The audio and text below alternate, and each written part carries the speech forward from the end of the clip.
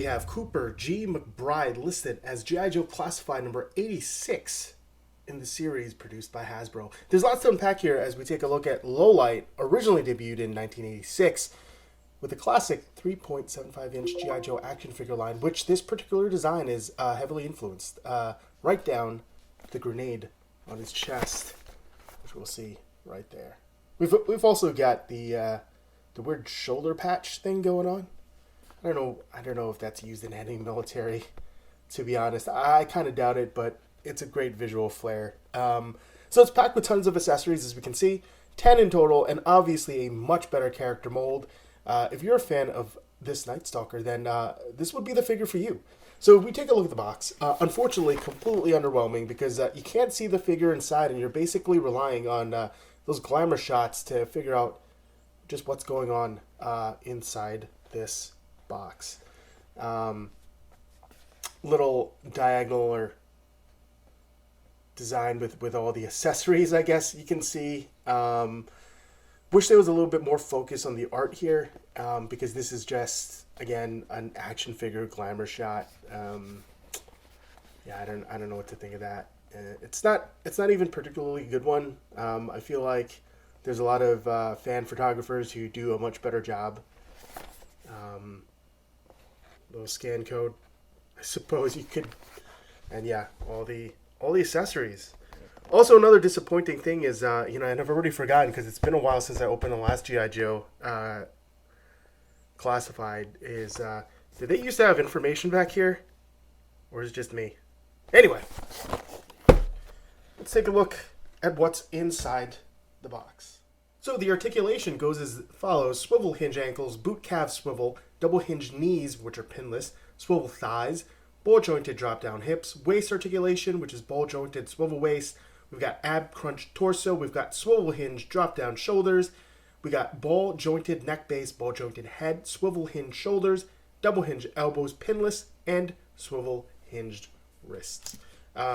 Also, this was one of the first G.I. Joe Classified that I bought this year.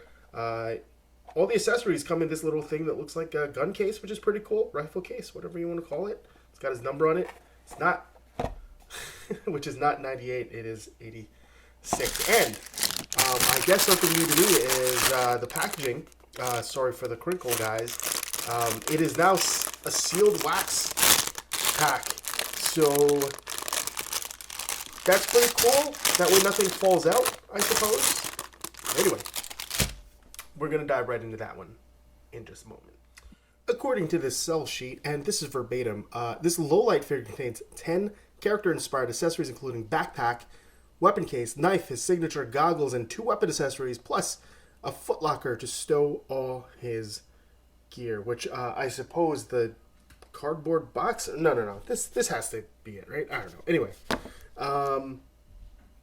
No, I think the other thing's considered the footlocker. This is just like a rifle case. I don't know what's going on. Anyhow, so some immediate problems here, unfortunately. The backpack is sort of made of a softer plastic, and the peg hole in his back is a little too small. So I'm actually having a lot of trouble putting the backpack on correctly. This is as far as I could jam it without losing confidence, because don't know if you can see this. There's a little whitening already from the backpack. So the last thing I want to happen is I cram this in, and it breaks off, and then I just have a piece of rubber stuck into the hole. So we have that going for us. Anyway, he's got a little gun, because he's a little man with a little gun. Here's a little pocket. I don't know. I feel like I'm demeaning him or something. So, I don't know. Here's his cell phone or GPS or something like that, and you can stick it down there. Did I put it in the wrong way? Could have. There we go. So we've got that going for us. We've got a little sheath to which we can put his little knife, little butter knife. And then we can put that there. Okay. I suppose he just holds his gun. Wait. Okay, there's a little peg here that I just didn't realize. So we're going to take this backpack off.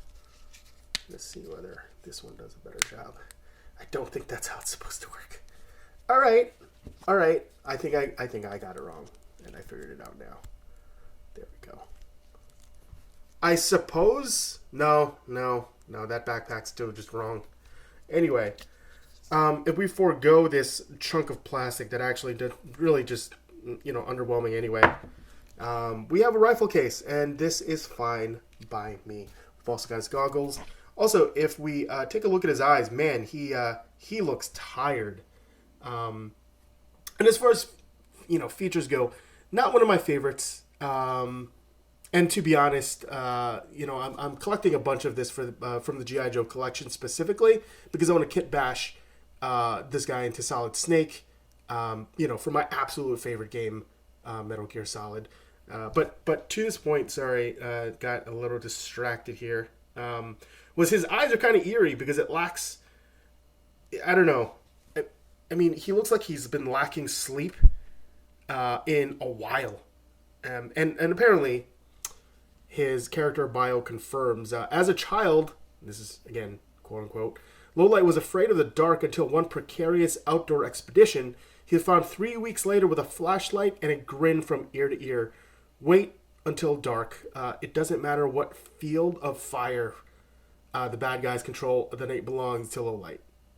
So, yeah. Kind of creepy and kind of weird character, I suppose. Doesn't put him in the best light. But yeah, he is, he has a little gun. He's got goggles to hide the fact that he's got like super baggy raccoon eyes. That's, I don't know. I don't want to overstretch it. This is definitely how he's supposed to be wearing it because that's how cool people do it. Yep. As always, though, the magazine clips right into the gun, which is pretty cool. There you go. That's cool.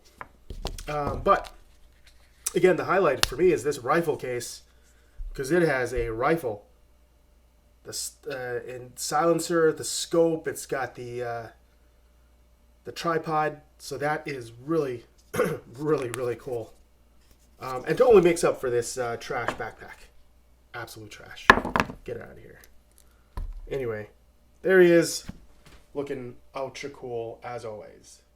And as we move on to the figure comparisons to help you decide the design language for this particular figure and whether it shapes up to others in similar universes, we're bringing along other Hasbro figures. And here's one from the G.I. Joe line, obviously. We've got ourselves a Star Wars Black Series figure. And we've got ourselves, for some reason, a Power Rangers Lightning Collection, which is obviously, for the most part, usually the outlier here. And finally, the standard and perfectly 6-inch scale, 6-inch Spider-Man figure. So, I don't know. The comparisons obviously here, it scales perfectly with the other G.I. Joe Classified line. It also seems to scale okay with the Star Wars Black Series. Boba, apparently a little bit shorter than Lowlight, and also the Alley Viper. But yeah, let me know what you thought of this figure. Did you love it? Did you hate it? What kinds of stuff do you prefer collecting? And what figures are you looking forward to in the next couple months? Thanks for watching, and stay tuned for more content.